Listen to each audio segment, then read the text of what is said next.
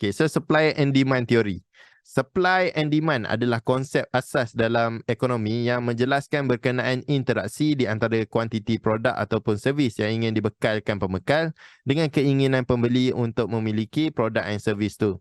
Konsep supply and demand digunakan untuk menganalisa beberapa faktor dalam ekonomi iaitu consumer behavior iaitu demand, producer behavior iaitu supply, price determination ataupun equilibrium price, di mana consumer dengan producer ni dia akan berinteraksi untuk mendapatkan harga equilibrium. Lepas tu market efficiency yang berkaitan dengan elasticity market. Berapa lama sesuatu price tu boleh duduk dekat sesuatu level. Adakah dia duduk lama ataupun adakah dia volatile selepas dia capai harga equilibrium tu. Ni semua bergantung pada elasticity pada market tu lah. Okay, so pertama kita akan belajar berkenaan the law of demand ataupun hukum dalam demand. Demand ni dalam bahasa Melayu demand lah, demand, keinginan. So kurang demand. Apa berlaku bila kurang demand? Apabila harga mahal, keinginan untuk membeli akan berkurang. Ni dalam the law of demand. Bila harga semakin mahal, kita akan kurang nak membeli. Contoh, kalau kita nampak Ferrari, kita nampak Lambo, kita bukannya tak minat, kita tak mampu. Bila kita tak mampu, kita kira kurang, hilanglah minat. Tu tak ada minat sebab apa? Dia dah above your pay grade. Tapi bila korang dah achieve satu level dalam hidup korang, bila korang punya income pun sebulan 500,000, 1 juta kan. So korang tengok Ferrari kan, macam murah kat kereta ni, macam style kan. Kau tiba-tiba dah beli macam tu. Tapi orang yang tak ada duit macam mana? Dia sewa, lepas tu dia tonyong muka korang. Jokes aside, jom kita kembali semula kan. Kita nak fokus. So kalau bila banyak demand pula macam mana? Bila banyak demand, apabila harga murah, keinginan untuk membeli akan meningkat. So cerita dia bila dalam the law of demand ni, dia berkaitan dengan harga. Bila harga tu terlalu mahal, orang akan kurang nak membeli. Maksudnya bila harga terlalu tinggi, ni harga kan. Harga tinggi. So dia kurang. Nampak kuantiti demandnya akan berkurang. Tapi bila semakin jatuh harga, semakin banyak kuantiti demand ni. So demand meningkat bila harga turun. Tapi bila harga naik, demand jatuh. Demand berkurang. Orang tak nak. So dalam hukum demand, hubungan di antara harga dan kuantiti bersifat negatif. Kerana semakin tinggi harga, semakin berkurang demand. Patut makin tinggi harga kan. Kalau dalam orang kata patutnya harga dengan kuantiti tu naik sekali lah. Tapi dekat dalam the law of demand ni, dia terbalik. Dia terbalik. Macam mana terbalik? Bila kuantiti bertambah, bila banyak demand, bila terlampau banyak demand, harga memang murah. Tapi supplier nak bekalkan kepada ramai orang ni akan menyebabkan harga naik sebab akan berlaku peningkatan pada cost of production. Tapi bila harga naik pula, demand berkurang. So nanti dia akan berinteraksi untuk mencapai harga equilibrium. So untuk kita faham lebih sikit berkenaan sifat negatif dalam the law of demand ni, kita tengok pula the law of supply. So macam mana keadaan bila banyak supply? Apabila harga mahal, pembekal ingin membekal lebih banyak produk dan servis. Bila korang banyak buat untung bila buat bisnes apa semua kan. So bila korang banyak untung, mesti korang nak kembangkan lagi bisnes kan. Kembangkan lagi, supply lagi banyak. So itulah berlaku bila harga semakin mahal. Bila harga semakin tinggi, korang rasa best nak supply. Contoh macam Hanzo, kelas dia harga berapa harga 1,234. Last 1, 2, 3, 4. Shadow Code Academy yang terakhir.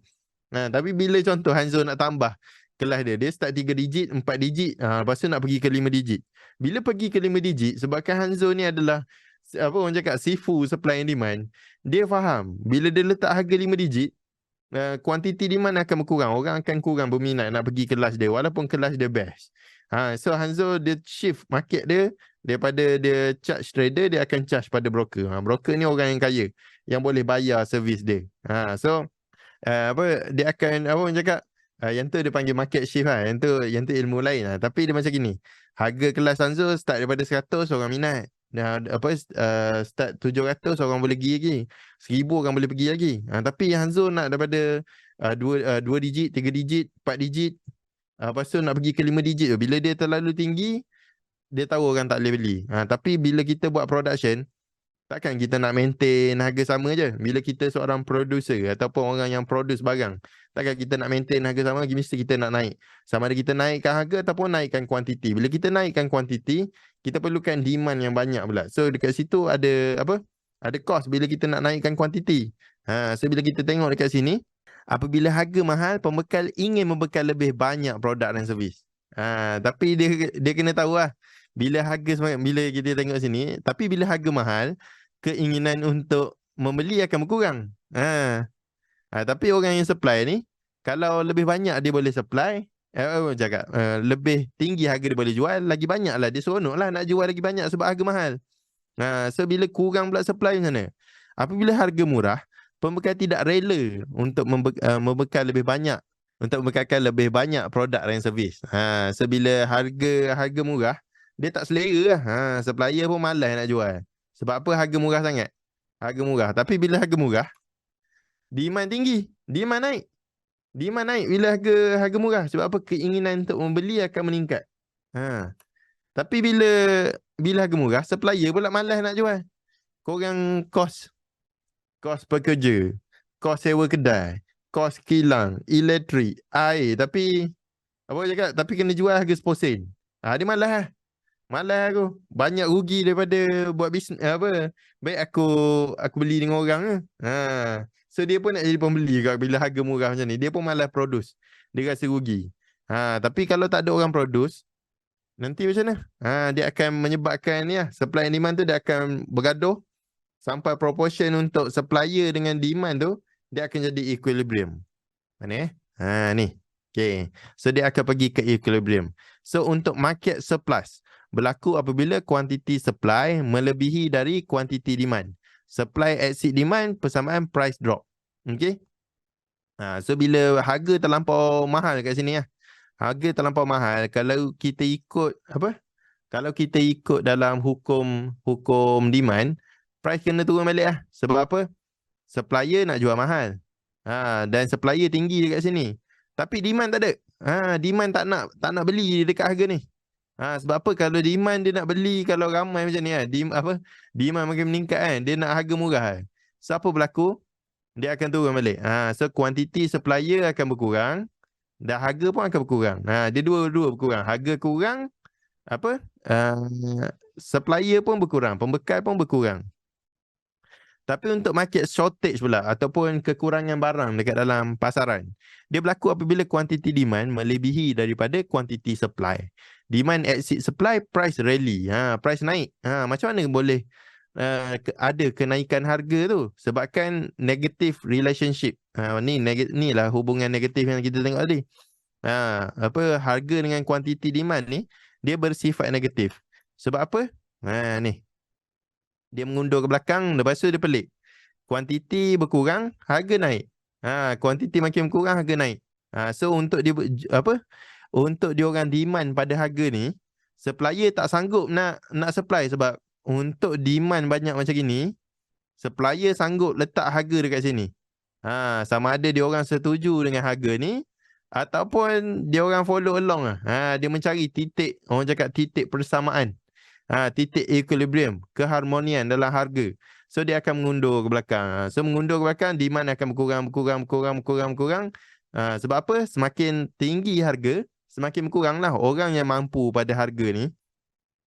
Dia akan seronok kalau dapat harga ni. Tapi bila harga meningkat, harga meningkat, orang datang malas, tak nak sampailah harga ni. Okay, harga ni cun. So harga ni cun. Supplier pun gembira untuk supply. Apa orang cakap? Demand. Orang yang demand orang yang nak beli pun ada. So kalau contoh, kalau dia keadaan dia macam contoh kilang produce 100 unit 100 unit tin susu. So 100 unit tin susu ni ngam-ngam dengan demand dekat market yang memerlukan 100 tin susu. So setiap kali dia keluar, dia habis. Ngam-ngam. Tu orang panggil equilibrium. Tak ada pembaziran dan ada efisiensi dekat dalam market. Okay. So kalau efisiensi tu dapat dikekalkan, maka dia tercapailah elasticity dekat dalam market. Okay. Okay, apa benda aku sembang ni? Okay, so dia pun akan naik turun. Market supply dengan market shortage ni dia akan berinteraksi antara dua. Kadang-kadang supplier tersupply lebih, kadang-kadang supplier orang cakap supplier tersupply kurang. So bila kurang tak cukup pula, harga naik. Bila tak cukup, barang tak cukup, harga naik. Tapi bila barang terlebih pula, orang tak nak beli pula. Kos tinggi kan, kos tinggi naik sebab dia dah supply lebih. Orang pula tak nak beli. So dia akan berinteraksi antara dua ni sehinggalah mencapai market equilibrium. So market equilibrium ni dia berlaku apabila kuantiti supply mencukupi dengan kuantiti demand. Dia tidak lebih, tidak kurang. Supply persamaan demand, persamaan price equilibrium. Okay. So perasan tak bila market surplus ni dia supply exceed demand. Supplier melebihi daripada demand. So dia akan mengakibatkan nampak dia mengundur ke belakang. Nampak price harga kat sini dia mengundur ke belakang. So perbuatan mengundur ke belakang dekat dalam market surplus ni, dia akan berlaku price drop. Ni adalah drop dekat dalam supply and demand. Bila market shortage pula, bila barang tak cukup dalam pasaran, demand meningkat, harga naik. Harga naik, rally. Tapi bila market equilibrium, price dalam keadaan seimbang, kat sini kita berlaku base. Sebab tu bila kita belajar supply and demand, kita ada rally, base drop, drop base drop, drop base rally. Ni semua terjadi daripada hukum the law of demand dengan the law of supply ni. Kita bukan saja-saja lukis rally, drop apa semua.